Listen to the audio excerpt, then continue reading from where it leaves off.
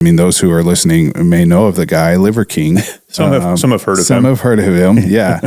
So he lives here in Texas, and I happen to be good friends with Liver King. Brian Johnson is Liver King's name, with Brian's good friend. Michael is his name. Yeah. So we have a mutual good friend. Yeah. And we had done jiu-jitsu together and had done CrossFit together. He's a good guy. And they were starting a new company called the Fittest, which was kind of like a spinoff of his original company that was more geared towards performance and athletes. And so Michael just kind of liked the type of person I was and wanted me to come over and help start the Fittest and run the Fittest. Did you have experience in that? I mean, did you have... No. I mean, he just liked you and said, yeah. I think he just liked my leadership and my character style. You know, I think I had helped a buddy of mine kind of start a small company. So I had, like very small, minimal experience. But I was really good at motivating people. And that's what this brand was going to be, like a motivational brand. And like a very like, brand. And so I think he was just like, oh, this guy's perfect for this job. Yeah.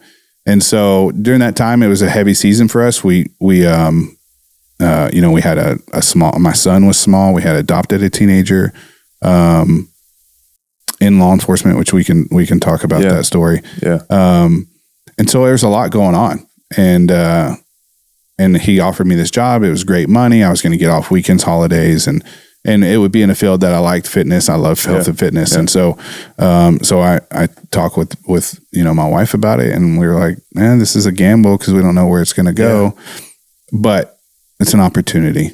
And so we took it, we took a leap of faith, and it worked out. It worked out. It had a really rough ending. It did. Yeah. But it seems like it was a good season for you anyhow. Yeah, honestly. And I don't think, like this is the Lord's plan for us, right? Like I don't know that I would have ever come on to Mighty Oaks full time if I had not been in that position. Yeah. I don't know that I would have left law enforcement to come to Mighty Oaks full time.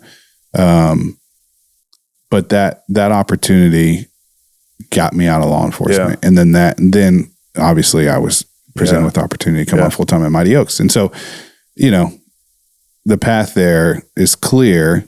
And like you said, it didn't end. It kind of ended weird, with everything that happened with Liver King and the company.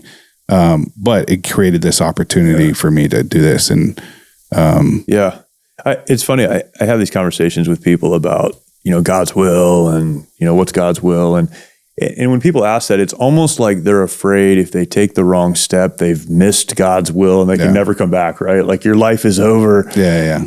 And I can just look at my own life and look at these, what seem like disjointed pieces that God then brings together. Yeah. And the work that I'm able to do now is the consequence or the result of these other pieces that I had to go through. I had to learn these things and do these things so that now I can do what I do. And that's how God works. We don't have to be afraid that we're going to somehow miss God's will, right? God will use those steps to get you to where He really wants you to be. Yeah.